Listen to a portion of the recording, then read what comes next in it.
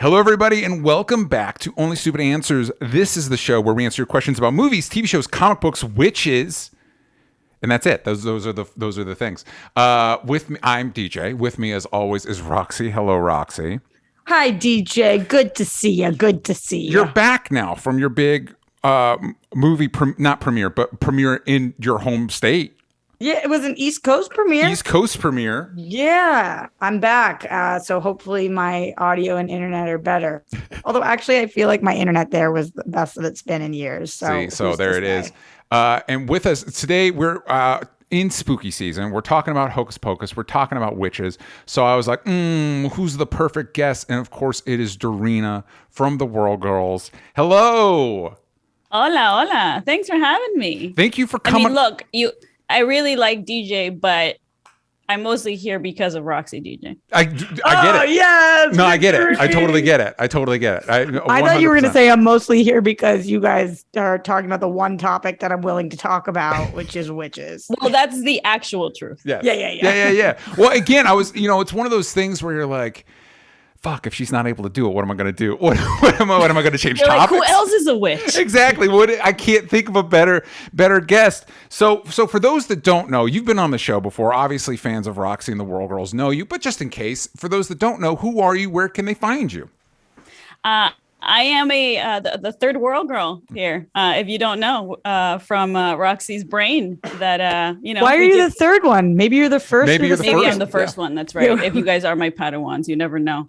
I think we're all equal here, but yeah, no, we're the World Girls. It's been so much fun doing this for like a couple of years. It's been great.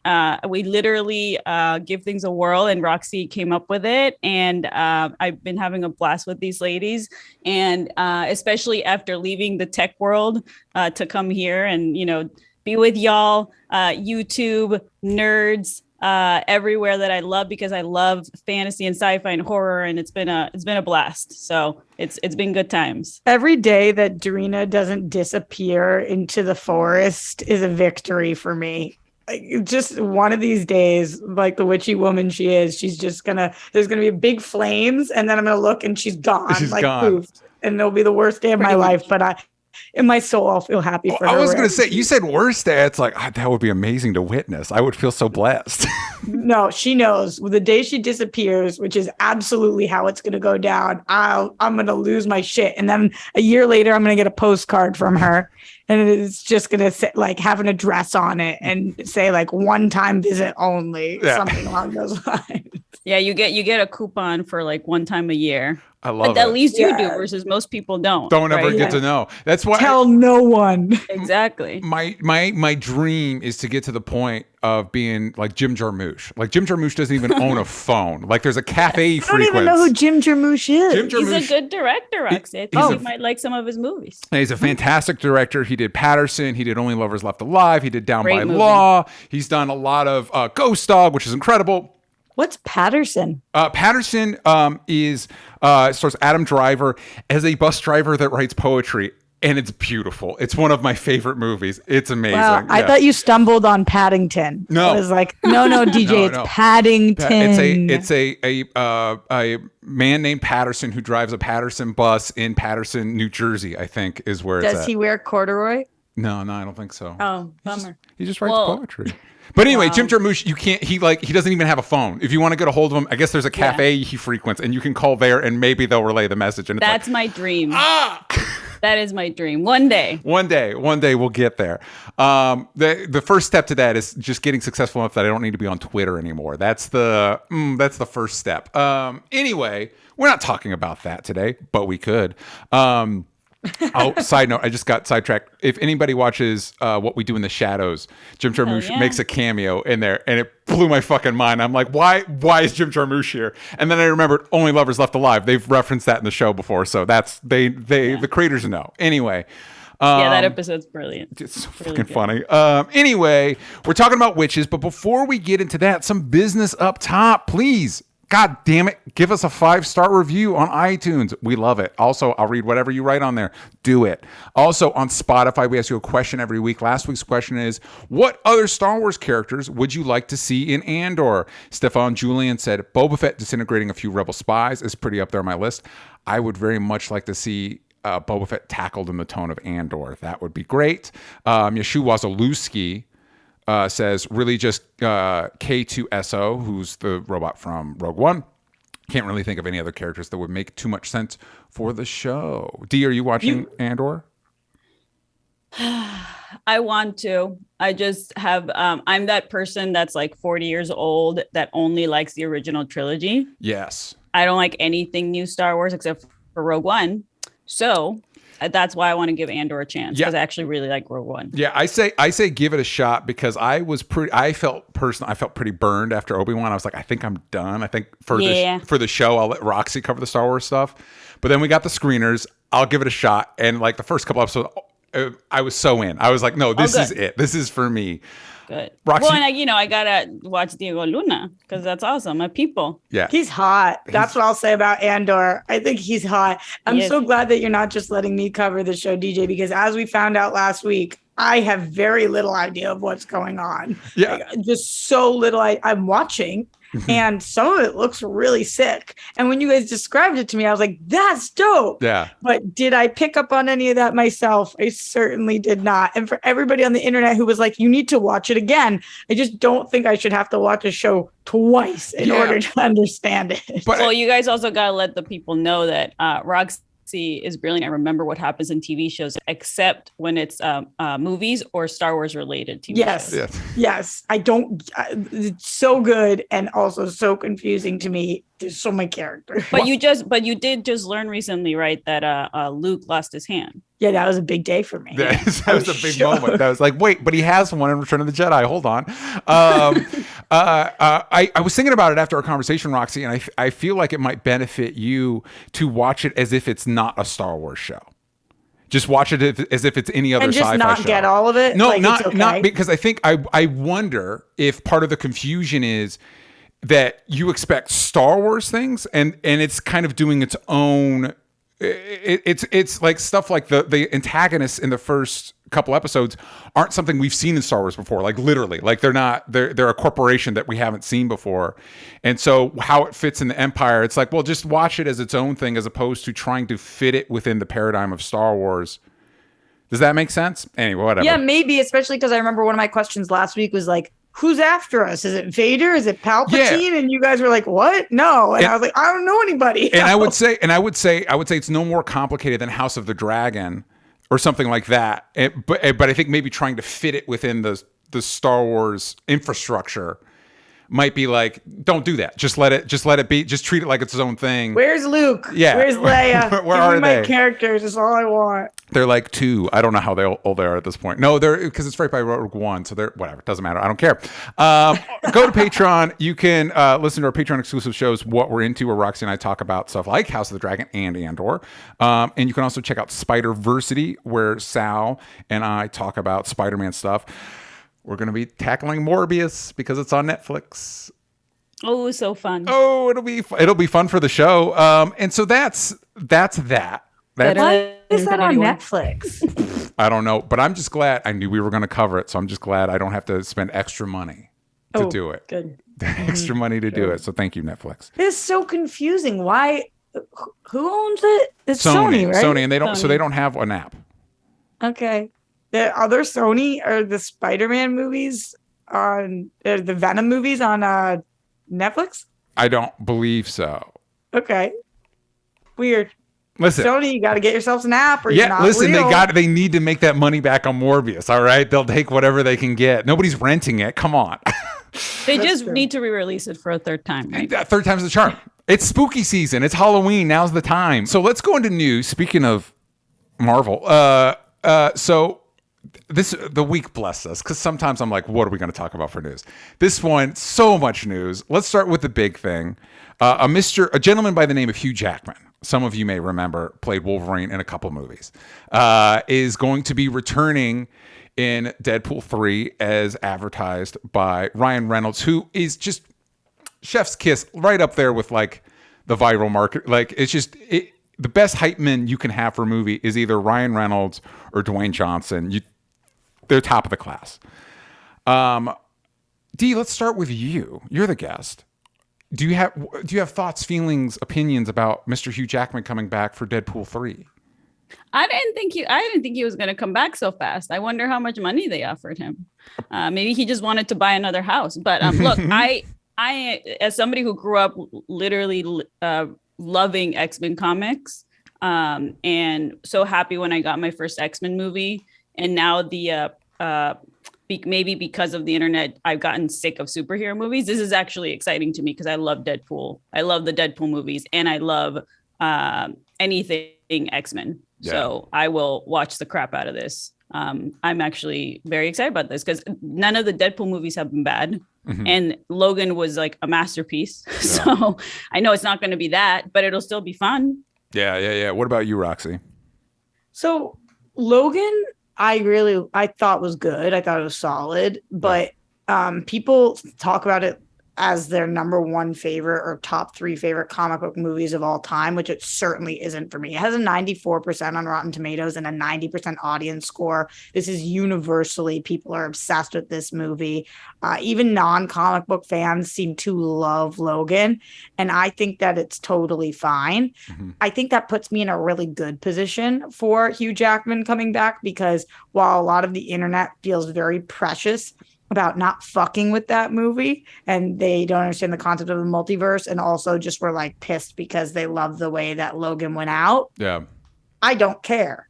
So I like Hugh Jackman's Logan more than, or Wolverine more than I care about the movie. So him coming into Deadpool, which I love both of the Deadpool movies, is like, oh, that's cool. That's fun for me. Yeah. I don't know how big of a part he's going to have in it. I don't think like little cameo, but I also don't think some people are like, this is going to be a buddy movie. I don't know about that. I think it might be. Yeah, I think it'll be like some weird, like, what's it called? Bad Boys Lethal Weapon type of situation. Because I don't think you introduce it this way if it's not that, right? Maybe. I feel like he's going to be, and I could be dead wrong, and they are talking a little multiverse, but I feel like Deadpool's made up Wolverine in his mind here. Like he's having memories of Wolverine, who's like his conscious coming in or whatever. Yeah. So I feel like he's kind of popping through, but I don't think it's gonna be the two of them in the car driving. What the fuck do I know? I could be dead ass wrong. But whatever it is, even if it is a buddy movie, works for me. Yeah. I'll be interested. I've seen some people float the idea of this as being like Deadpool kills the Marvel universe. Like maybe this is how they kill and integrate the X-Men universe. No more Marvel movies. I'm fine with it. I don't know about no more Marvel movies. I'm just fine if they they lean into the multiverse aspect, and Deadpool inadvertently obliterates the Fox X-Men universe. And him and Hugh Jackman's Wolverine have to like eventually find their way to the MCU or whatever. I will say, Roxy, I think Logan is very, very good. It is not like my favorite. I'm weird. I actually prefer the Wolverine. But it did end. I do feel like that's where they should have ended the Fox X-Men movies. It's like, that feels like a great grace note to just leave on. Like you're good. So like bringing that back is a little bit weird to me, but because it is Deadpool, and I feel like, to your point, D, that might be part of what brought Hugh Jackman back. It's like, hey, do you want to do Wolverine again, but like fun? You know what I mean? Like not like a bummer. Yeah, because Logan is literally a character drama. Yeah, which is my shit. Right? Yeah, that's why I loved it so much. So, but it's not what we're used to. Well, except it was very nice to see a rated R Wolverine where you actually see the blood, like a horror movie, when he uses his freaking, dice people up. Yeah. And so it's like. But yeah, you're right. Like the previous movies, he was mostly an action star. Yeah. So I'm sure that's got to be fun for actors. Except to me, it just seems exhausting because then you have to get into shape again. Well, that's kind of the point. That was kind of his point when he left. Right. He was like, I don't want to keep doing this. I can't keep this shape up. You know what I mean? And so I wonder if they're like, we'll give you the costume from the comics and you'll never have to be shirtless. Are we gonna do thick Wolverine?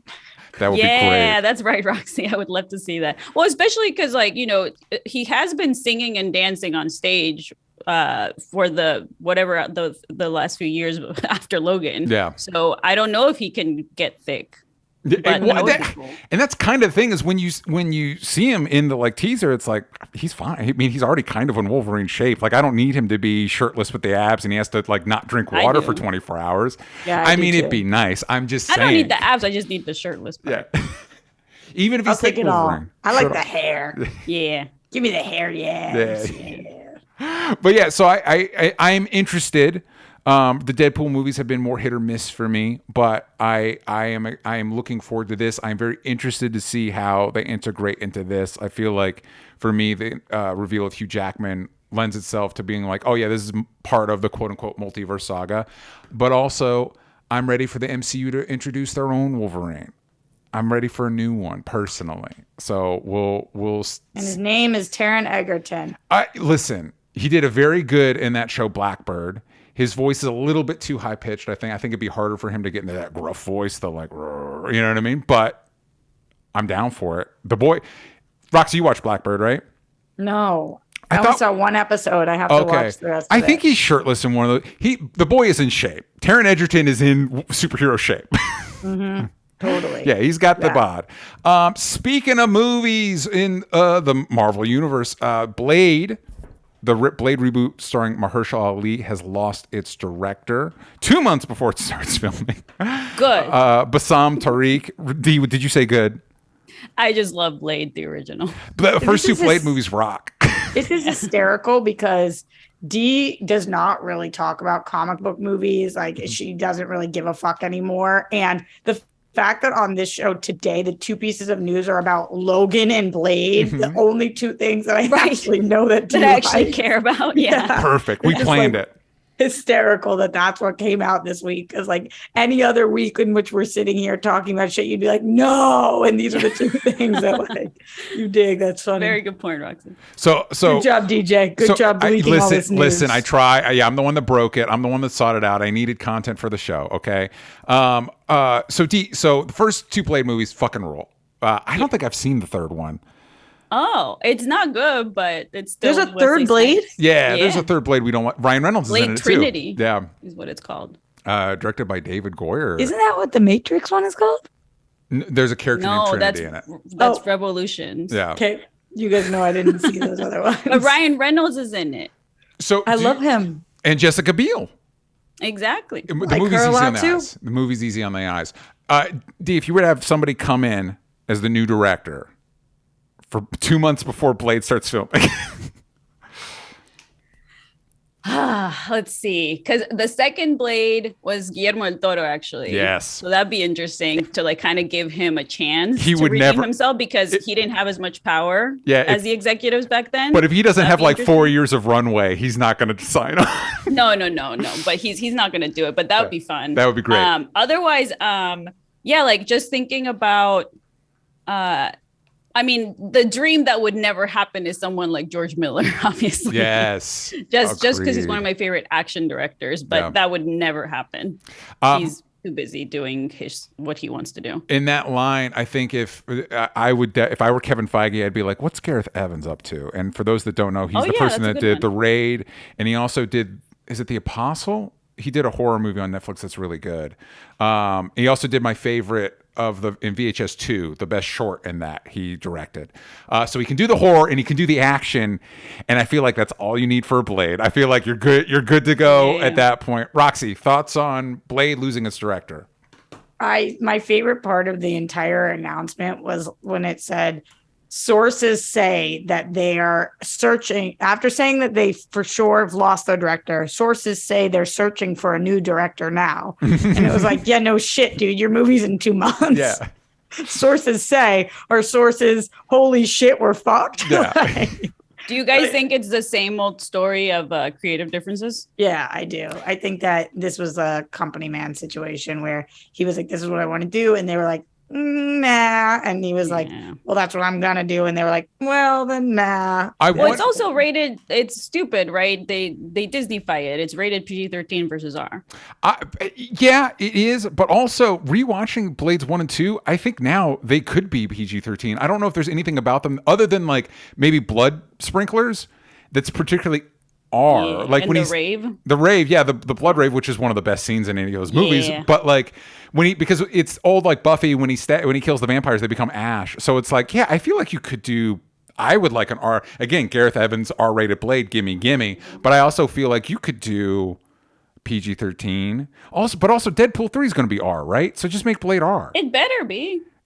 Like, what are we doing? The first two were R, right? The first two were R, yeah. Yeah, definitely. And that's The when they first were- one is the best romantic comedy ever made. Yeah. Well, and also like, and didn't those bring it ones, back then. those ones are like they're making jokes about pegging and shit. Like that's like, yeah, it's they're But is very making jokks about pegging what makes something R? Well, it's Roxy. not the jokes. They show the scene, sort of. We live in America. Pegging is adult talk. Puritanical Okay. society. Yeah.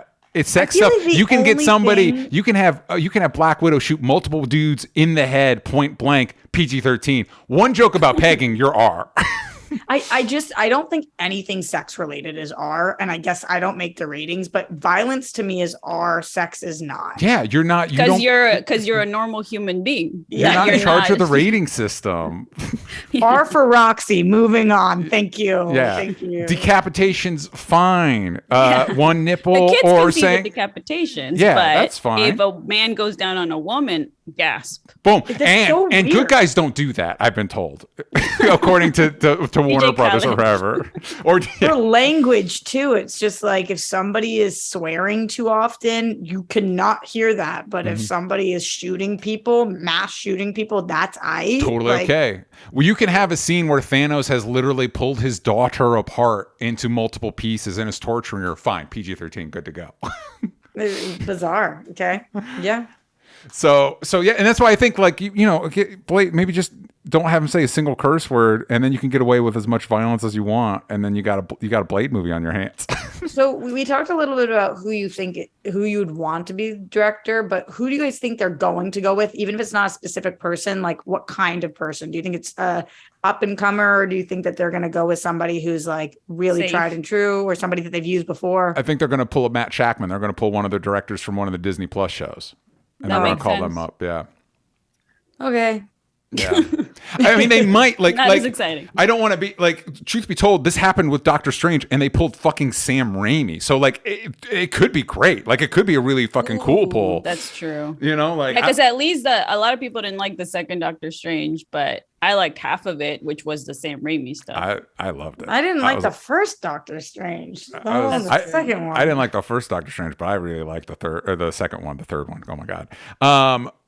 Yeah, so I think they're gonna pull probably a TV person, but I think you're right, Roxy. I think not even just like creative differences, but I wonder because of the timing, it's like, oh, we just had a retreat and we've changed the entire movie. We've decided it doesn't to fit into what we're doing. We're now doing this and this and this and this, and it's like, but we're 2 months out. What do you mean you've changed the whole movie? Totally. What surprises me, and I did a tweet about this too. What surprises me is that like companies like Sony and Warner Brothers could only wish for this ability to have this big a shakeup and not have it be like a big drama. Like nobody's questioning like the validity of the MCU when shit like this happens, even though it seems by all accounts because it's a cult. but like by all accounts it seems like really volatile to make Marvel movies, and yet it doesn't disrupt the conversation around it, right? No, Yeah, because 'cause- that's what is first of all, that's what makes money nowadays is a clickbait, rumor style news. So that's why people are interested in these things, which to me, I'm like, just show me the goddamn movie. I just want to see if it's good or not. Yeah. Oh yeah, you saw Don't Worry Darling yesterday. I saw your did. tweet about it. I did, yeah. Solid, right? It's a good movie. Solid. It actually reminded me of Alfred Hitchcock. The people are very bizarrely, like to say what the other reviewers say, where I was like, well, most of the critics don't like it, and therefore I don't like it. Think for yourself is my recommendation. And like you're talking about the drama that goes around a movie, people love talking about it. And I'm one of them. I talked about Spitgate Right. until I was spitting gates. Like I thought that shit was hysterical, but it didn't prevent me from liking the movie. Well, as much as you like gossip, Roxy, a celebrity gossip versus someone like me, you are like me, where you can separate that and just appreciate the art behind the gossip, right? Which is the most important thing that the crew worked hard to show us. Especially the more ridiculous the gossip. Like nobody got injured in the making of Spitgate. It was fucking hysterical. Yeah. Whether it's true or not, it was hysterical. Yeah, like I love Quentin Tarantino movies, but the story of Uma Thurman and the stunt in the car, like that Yeah. shit's crazy. It's And crazy. everybody's like, it's fine. Yeah, That's a crazy story to me. Yeah, that's like extremely dangerous, and I feel like she really truly almost lost her life. Like, Totally. just scary.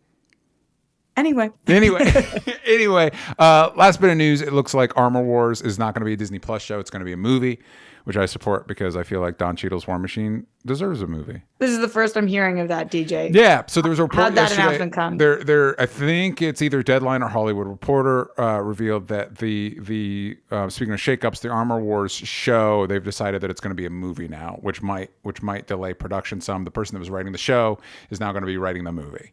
You think it just wasn't enough meat? Probably, or maybe possibly not enough meat, or they realized budget-wise it makes more sense as a movie instead of a show. Like it would maybe cost too much, or they're like, it's Iron Man. It's Don Cheadle's War Machine, but it's an Iron Man movie that'll make us money. We should make the movie. You know what I mean? Maybe all three of those things. Either way, I support it. I like Don Cheadle as War Machine. I think Don Cheadle's fucking great. I think he's probably one of the best actors in the MCU. If not period. So it's like, yeah, give him a fucking movie. I'll watch the shit out of that. Also, as a kid that grew up in the 90s, I have a lot of affection for War Machine. I have a lot of affection for all the, like, there's a whole line of you've got your mainstream hero and then the edgy hero in the black costume. I love all those guys. I love US Agent. I love War Machine. I love Venom. I'm all about it. So let's give me a War Machine movie. I'm all for it. There's been rumors for a while that Arnold Schwarzenegger might be the villain in it. I have no idea if any of that's true, but it'd be fucking cool. It'd be cool. Yeah. It'd be cool. That would be wild. I met Don Cheadle once. Is he cool? He was super cool. Cool. I liked him a cool. lot. I mean, I met him for literally all of like 2 minutes, and I was just kind of in awe. Yeah. He's like a star. But he's just a star. The vibe is that he doesn't kind of. I get the vibe that he doesn't give a shit about that. Like he likes to not act. at all. Not at all. I just mean like I meet a lot of celebrities. I'm like, hello. I saw him. I was like, whoa, it's Don Cheadle. That's cool. Fucking cool. All right, we're gonna go on a quick ad break, and then we're gonna talk about witches. Oh my goodness, we're back. Listen, so before we get into just more general witch talk, D, you and I both saw Hocus Pocus 2. Yes. So what were your thoughts about Hocus Pocus 2, which I believe as of this recording is dropping today? Yes. It is out. So I guess go watch it if you're a fan. Yeah, if you're a fan of the original, check it out. I love the original Hocus Pocus. Like Same. I saw it in the theater in the 90s as a child. Same. It impacted me. Like I was like, this is a great family film. And so as Disney has done all the reboots, I had very low expectations for it. No. And it kind of met my expectations. So all I'll say is that it's not great, but it's not bad. And the thing that you're there to see is the three main amazing actresses who immediately slip into their roles and they look like they're having fun. And that was the fun part of the movie. Yeah. Everything else a little bit throwaway. Yeah, they were great. It's one of those that like it was not as bad as because seeing the trailers, I'm like, oh, this looks like a Disney Channel movie, and it's not that. And like you said, the Sanderson sisters, great, unsurprisingly. I also thought it was a smart decision to pivot away from. I believe the main protagonist in the original is a teenage boy. Pivoting that to a group of girls makes all the sense in the world. It's like, yeah, that's just what you should do. But I still miss Thora Birch though. Yeah, little spunky little girl. I miss that. It's more. They're more the general like, your general Disney protagonists. They're not like they don't the current like teenage girl Disney protagonist. They're just there's not a lot of like it's just like we're the good kids. My two big hangups is one and I know it's for jokes, but this stuff distracts me.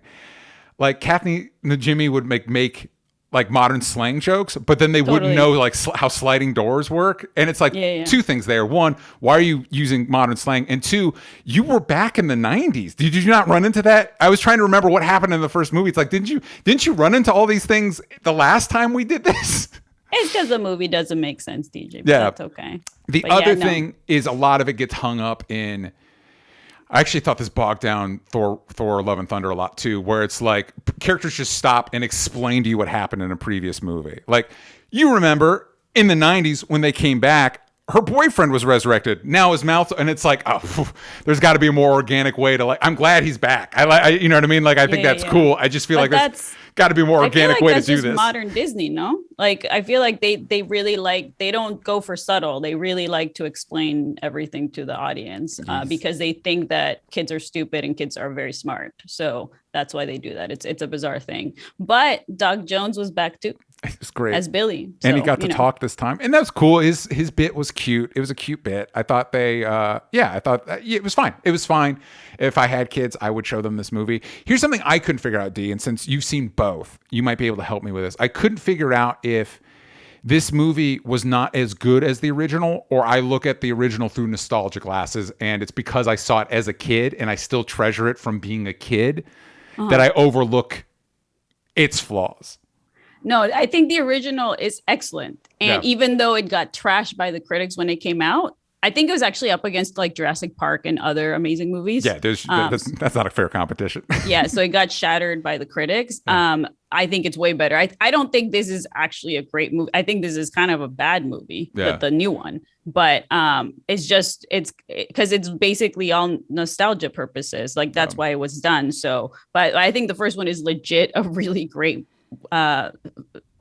movie, and Kenny Ortega did a great job directing. I think that who's the other dancer choreographer that did this, Ann Fletcher, I think is the director of this one. Yeah, I think she's a decent director, but it just was missing a lot of the. It was a different type of movie, kind of like Ghostbusters. Mm-hmm. Like, you know how the original is more like adult comedy vibes. Like horror comedy, and the recent Ghostbusters, they kind of kiddified it, and they made it. It's very family oriented. They kind of did that here as well, which I don't particularly prefer. It is weird, 20 to 30 years on, that like some of these movies are safer. Like it's one of those that like even Hocus Pocus, which I would say is more kid friendly than something like Ghostbusters. There's still like a bite to it. There's still like we can just say, like Max says that he likes your yabos. Yeah, it's just there's a little bit of like, and it helps too. It's like it's film. You know what I mean? So it has that texture to it. There's that, you can feel a movie. You're like, I remember. Anyway, whatever. So with that in mind, this movie does make an interesting decision in focusing on, not only on focusing on girls, but focusing on girls specifically, our protagonists, that are into witchcraft, and kind of presenting, because the Sanderson sisters fall in the more traditional, like literally eating children witches. That's what I missed here. Totally. Yeah, that's what. Well, yeah, and it's interesting because you'll have something like The Witch, that the A24 movie The Witch, that is like, witches eat children, but also female empowerment. Like it's both things at once. Like it can be the both things. Or this one, like we need to separate the good ones and the bad ones. Point being, what I'm trying to get at is, Roxy and Dee, how do you all feel about how depiction of witches has evolved over the years? Dee, our witchy woman, what do you got? Well, it's interesting because, and I don't want to talk a lot of spoilers because Roxy and the audience may not have seen the sequel, but similarly to what they did with a lot of Disney villains like Maleficent and Cruella, it seems like they're going back to these stories and saying, see, the witches aren't actually or they were being burned by people that were just trying to control and oppress them for their power, right? Like the whole, like if you go back historically, the whole point of burning witches is literally the fear of female power. Yeah, like that's what it comes down to. And so in the past, we've had movies like the Suspirias of the world, which is my favorite witch movie, where that is full on. These witches are creepy. They're scary. They're not your friend. Yeah. And they are the villain of the movie. And then eventually into the 90s, we got like The Craft, right? Where you had good and bad witches, or Witches of Eastwick in the 80s. And like, so that's been changing. It's a bizarre thing. Like as much as I like things like Maleficent, I don't know if I like that, they kind of made her good. If that makes sense. 100%, because we actually had a question from the Discord. Have you guys ever had a chance to see Wicked or read the book it's based on? It does a great job of changing your perspective on the classic story. And I was able to see Wicked. and it's great. But I don't like the like. Well, this person was bad, depicted as bad, and now we're just saying they're good. Like we're not saying like to the point where we're rewriting the character and their actions to where it was misunderstood. And it's one of those. And so my problem with Wicked is they looked at Wizard of Oz and they're like, well, the Wicked Witch is kind of the most interesting character, but making her the protagonist, suddenly Galinda's the most interesting character because she's conflicted. She's got an arc. She's got like opinions on things. You know what I mean? Like as opposed to just general bland good person now. And it's like, well, that's not as interesting. Like people can have internal conflict. They can do things you don't like and still be perceived as good. You don't need to like change them. I don't know. It's just easier to write more two-dimensional black or white characters versus like humans in general just are gray. Yeah. And it's just Roxy. Funny enough, on what you're talking about, DJ, my favorite witches are Wizard of Oz, and I also saw Wicked on Broadway. I know, I'm the shit. Very cool. Dude, I saw it too. I get it. It's good. Wow, we're amazing. So if you care to find me, I love Wicked, and I love Wizard of Oz, and I think you can love two pieces of artwork when one of them kind of negates the other separately. Totally. Like I just look at them as separate things. One of them was an inspiration for the other, but when I'm watching Wizard of Oz now, I'm not thinking about Wicked. Yeah. I'm not like, but Wicked said, I just think of it as a completely separate entity. And so what I love, Wizard of Oz is one of my favorite 5 movies of all time. I love that movie so much. But it's a banger.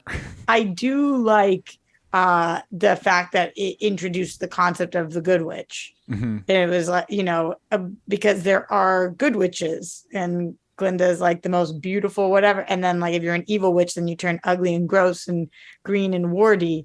And I think you are right, Dee, in the real world, things are a lot more gray, but it's kind of a beautiful lesson. Like if you are good, you'll shine from the outside. And if you are evil, you'll disintegrate and water can fuck you up. Like it's cool. We never get confirmation.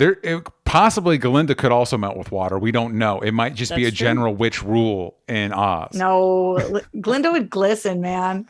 Come on. She would slip and slide. Yeah. But yeah, to Roxy, like the totally agree on seeing things differently, even if they're different takes on characters and stories. I don't mind that. Like otherwise I would hate so many things, right? Yeah. Like how many Batmans do we have, right? Yeah. Like there's so many different characterizations of that. But I think the thing that's specific to like female power, like I actually really like the Angelina Jolie Maleficent compared to a lot of the live action Disney remakes. I think Roxy really likes it too. I love that. Yeah, but it's not going to be, as mesmerizing to me as to watch, the original Disney Sleeping Beauty with that Maleficent who's like has scared me as a kid and is all powerful and is like actually getting like revenge. And they're two different stories that are both decent. I'm just more attracted to the original version. Yeah. And it's interesting. I feel like for me, this ties back to our discussion with Hugh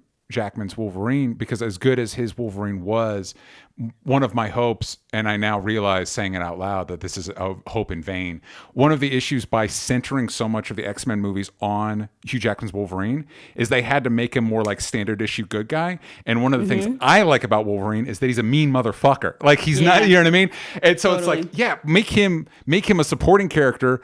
So you can make him kind of a piece of shit because that's the appealing. I like the edginess of it. You know what I mean? And so when you make somebody like, well, they're just a good guy now. It's like, well, that's fine. It's just kind of boring. I love Deadpool because if I were a superhero, I'd be Deadpool. I'd be more of an anti-hero than a Boy Scout like Captain America. But I think that could just be also freaking military propaganda of like media being like, well, let's make sure the kids like Superman and Captain America because they're the Boy Scouts of both Marvel and DC, and we want people to be Boy Scouts. So who knows? As we talk about how witches have changed through the decades a little bit, though, I do think that something relevant to bring up is how witches are, or like witchcraft type things are handled across the country and also around the world, because I do think that Los Angeles is such a weird little fucking bubble when it comes to being witches or witchy.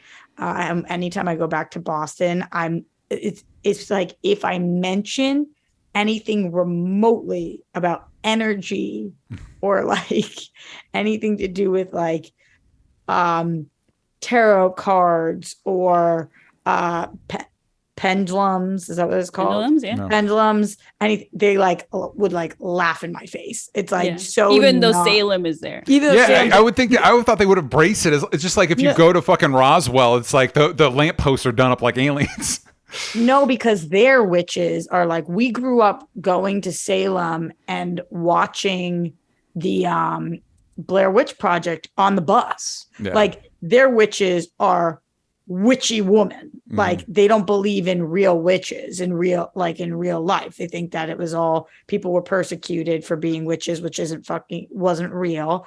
And then now witches are like horror movie things and there's no such thing as energy or like, back there, people don't know. If you ask them, not that this is a witch thing, but if I say, what's your sign? They have no idea what I'm talking about. Like they just don't, it's not prevalent at least not anybody I've met in Boston. That's not like a real thing. Of course, there are still people, if you go around, if you were looking for a tarot card reader, there would be that. But here, like on every corner, there's like just so many energy, witchy, like things. Well, that's because we're close to Joshua Tree and that's where the aliens are. But I think it's because people in LA are very open to and want to and feel more connected to their souls in a way. Like here people are very artsy and in touch and like think that they have power over things, which is cool. And back there people are like, what are you talking about? So, and that's just two different places, but I'm sure that not only through the generations has it changed, but through locations, it's probably very different. Yeah. I also think, I also wonder if a big part of that in Los Angeles and Southern California, spoilers for those that don't know, that was Mexico for a long time. And that's right. And that's right. The indigenous or native cultures, that's where witchcraft comes from. Like it's interesting because like you'll hear the conversation of, now American white women have like appropriated all this witch culture. And I'm like, to me, it's not about really the whole ethnicity thing, but it is true that like in native culture, like there's like I like to think that my ancestors, the Toltecas in the state of Jalisco in Mexico, were kind of witchy. Like I don't think I personally have power, like Roxy knows this. However, I do think that there is the universe. I do believe in energy and shit like that, right? But which I didn't before. But it is interesting to see like how people have looked at witches, like Roxy's talking about, where you have like the witch from The Witch, like the Robert Eggers movie. Yeah. You have the Suspiria witches, right? Like you have these really scary actual villains in movies that are more like monsters, and they're more like the paranormal villains, like the vampires of the world, or like ghosts and all that stuff. And then you have these other depictions of like, the witches of Eastwick or The Craft, which actually talks about the responsibility that we have with power, right? And whether you can be a good or a bad witch, depending on how you use that power. And obviously we see that every day with our government or politicians. Yeah. They bad at it. I lit up because my wife's family is actually from Jalisco. We went there for our honeymoon. It's beautiful. Oh, nice. Yeah. I also love being able to dive into TV witches. You guys know I always bring everything back to TV, but I think that's been very cool to see more and more witches on TV, not just Sabrina, who I actually love, but it's cool because you can kind of dive into not only what witches can do, but what's asked of witches. And like, I think the concept of you only like something that you think is evil when it can possibly help you. And then you can kind of change your mind about it. And we see that all the time with witchy shows, like Bonnie from Vampire Diaries or Willow from Buffy, or with any of the 50 characters that are now witches on Riverdale, but, specifically Cheryl Blossom, or even Sabrina. Like you're afraid and you want to attack what you don't understand until you need help. and then you reach out to what it was that you initially attacked. Yeah. You know, which is I think a greater metaphor for a lot of the things. And as we're talking about politics and whatnot, it's interesting how you can fight against something until it's in your own family, and then all of a sudden you want everybody to show love and support. And it's like, actually, you were the one on the attack before it was relevant to you. Have either of you seen Crimes of the Future? Cronenberg's No, what new is movie. that? Oh yeah, the new Cronenberg. The new Cronenberg. Did you see it? That's a big part of it. It's Roxy. It's with did you see it? I don't think you saw it, Roxy, right? It's Viggo Mortensen and Kristen Stewart. Some people hated it. I really liked it. I really liked it too. Crimes of the Future. Yeah, Crimes of the Future. It's from Cronenberg, who also did The Fly. He's done a bunch of stuff. He also did Scanners, which is great. So good. It's so good. They're making a show. I hope the show doesn't suck. Anyway, he's known for body horror. And it's set in I'm going to say a dystopian future where people have evolved to not have pain, but they're also growing new organs spontaneously, and the government's trying to crack down on it. And without spoiling anything, we find out that this is a part of human evolution, and it's actually something we really it would actually be, if it happened, it'd actually be super fucking beneficial. And so it's this idea that like, yeah, you can crack down, but it's the future. Like, you can't stop this. And it's kind of pointless to stop. You know what I mean? And you're just wasting time and lives trying to prevent something that's functionally not only inevitable but beneficial. It's cool. It's weird. It's very for people not used to the Cronenberg stuff. It's weird, but I think it's dope. I think it's a fucking. When cool you first movie. said it, I thought you were talking about some kind of Harry Potter thing. No, it is unrelated to the topic of witches. It is related to the idea of attacking something. Crimes of the future. Which is like Crimes of Grindelwald. Yeah. But it is related to the idea of trying to crack down on something pointlessly. But I thought there's a lot of themes in it. Like, it's like the idea of how we numb ourselves as human beings, like the search for beauty, like the philosophy behind bodily autonomy. Like, it has a lot of cool concepts in it. Yeah, it's doing a lot. It's doing a lot in that movie. I dug it. I thought it was really fucking cool. Yeah. It took me a second to be like, wait, what is this movie doing? And then once it clicked, I was like, oh, I'm in. I get it. We got a question in the Discord from Brenda. Do you guys have a preference for spooky witch stories like Hocus Pocus, or more, quote, women who happen to have powers, witches like Charmed and practical magic? Yeah. I mean, I think I mentioned it already, I'm wearing the freaking Suspiria shirt. Like, I love Suspiria. I love the original, the Dario Argento's like 1977, and the remake. Yeah. I think they're both brilliant. I'm a little more lukewarm on the remake, but I like the original a lot. Most people are, but I was so shocked how much I liked it. I everything. They're both banger soundtracks. They're different takes on like female power. Like, I just really, that's my preference. And then when I was a teenager, The Craft really impacted me because I saw it in the theater. I was the age of the girls, and it was just, I mean, it's not just the fact that all four girls were great in it. Like, Fairuza Balk was actually really scary and crazy in the movie, but that they really touch on the responsibility of that power, right? So it was cool to see like a good witch versus a bad witch, or not bad, but just like somebody that gets corrupted by the power and can control themselves to be responsible with that power. But that's my preference. As much as like I like Hocus Pocus and or even the Love Witch. I don't know if you guys saw that. Love Witch is great. It's so good, and it's just this like woman that's freaking crazy that's killing men because she loves them. Like it's I like it when they really let the female characters go as crazy as they let most male characters in most movies go, because we don't get to see that as much. Yeah. It's like we'll have John Wick tear down entire cities worth of people right because of his dog, and we're like, cool, good guy, we like him. But then Maleficent went a little too far. Yeah, exactly. Roxy, your witch preferences? I don't know that I have a preference. I like witches in general. I kind of like all of the supernatural things, like werewolves and vampires and witches and all of that. Witches probably being my favorite, just because I think that they have the widest range. But as you were naming some of the things, I'm just thinking, I love Wizard of Oz and I love Hocus Pocus, but then I I love Blair Witch, and I love like more women getting fucked. Not that I love women getting fucked with, but women fighting back and like watching the realities that women face and like having it being a little more realistic. So I don't think I have a preference in tone. If it's good, it's good. Yeah. I think that would be but TV, I told you that TV, which is when you can actually explore what's actually going on. I always prefer TV for things that. Yeah, you mentioned Willow from Buffy, and that's a really cool character arc, especially with her powers as well. For sure. And then you also, I know Roxy's a fan of Roald Dahl, the Witches movie when I was a kid with Angelica Houston. I mean, that used to scare the crap out of me, even though it was a kid's movie. Too, yeah. Yeah, me too, D. Oh my God, hearing that you were scared of something that I was scared of makes me feel cool. So before we go, favorite witch in media, movies, TV shows, comics. Do you have a go-to?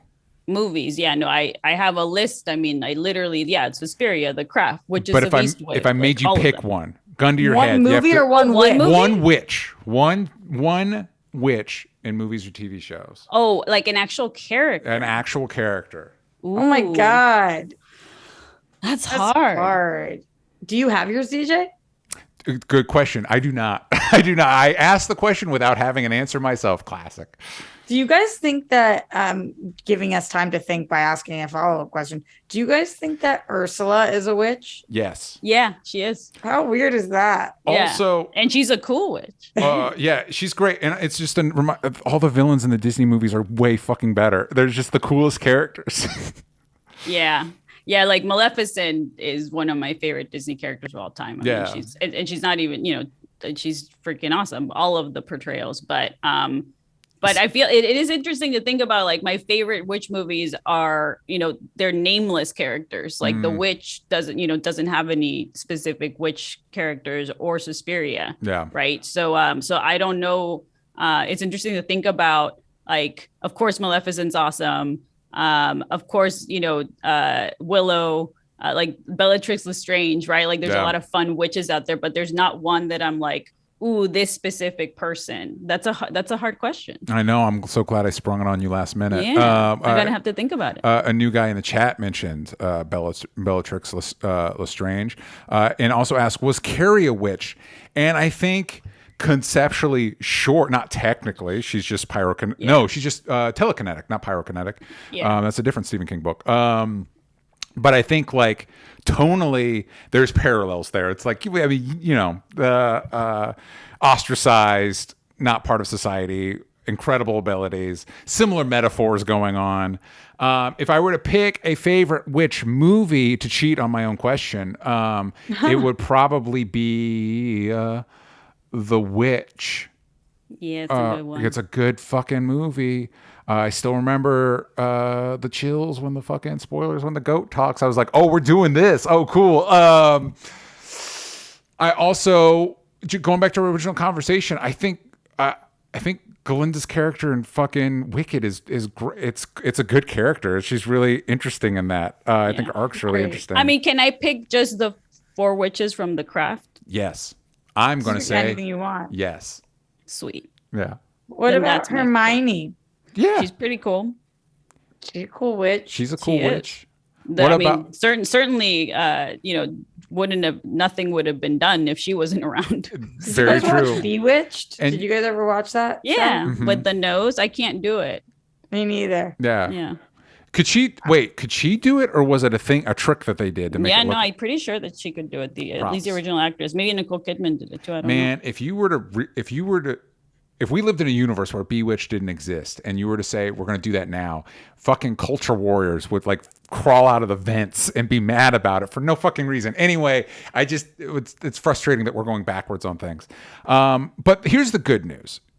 I think we're talking about witches. Roxy, by the way, speaking of, don't forget the Scarlet Witch. I know. I love her. She's not my favorite witch. I'm going all over the map because it's like I grew up loving Sabrina. Yeah. I love Sabrina. Good show. So it's so weird that now I don't know that she makes my top witches, but it's just like it's not that much depth there. Mm-hmm. as much as I loved this show. It's like her as an individual witch. I don't know that she would be my favorite witch. Yeah.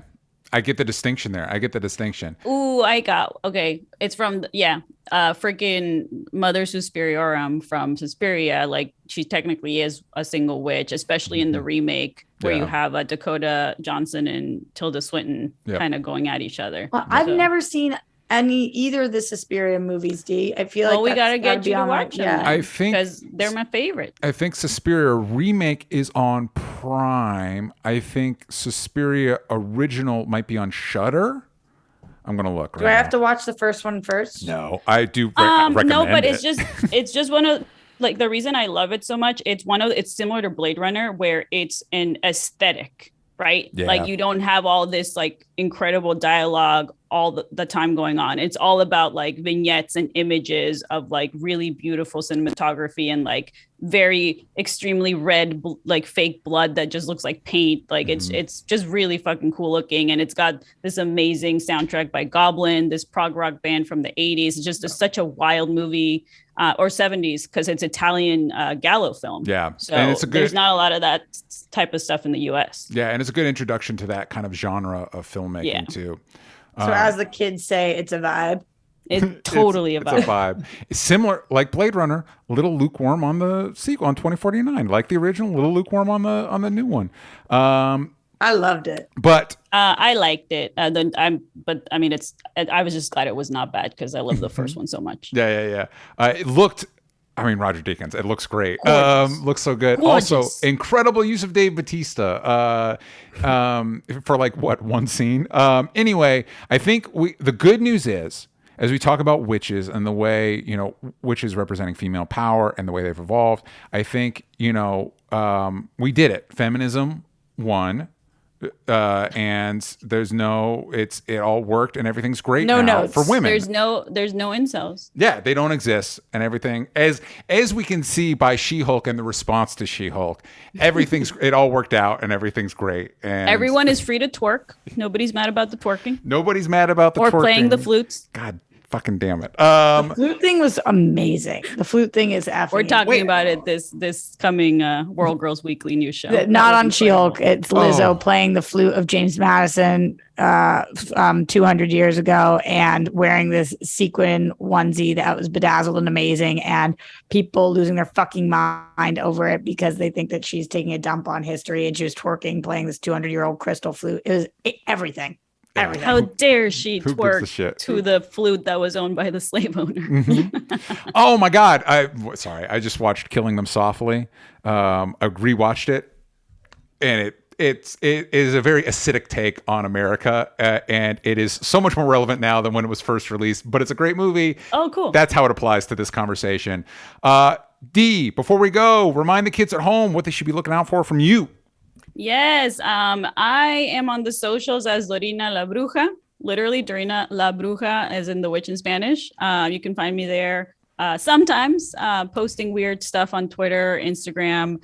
And then I am with Roxy a lot because we got an awesome full-time job here with the World Girls. So go watch us. It's been so much fun. And we're doing literally everything. We're giving everything a whirl. We got a podcast, Bitch Out of Water. Potions. On Dude, all we're the doing platforms. potions. We're going to do a potions live stream that Roxy is going to be our lead witch on, that I'm very excited about for October on our live streams on YouTube. We got a podcast.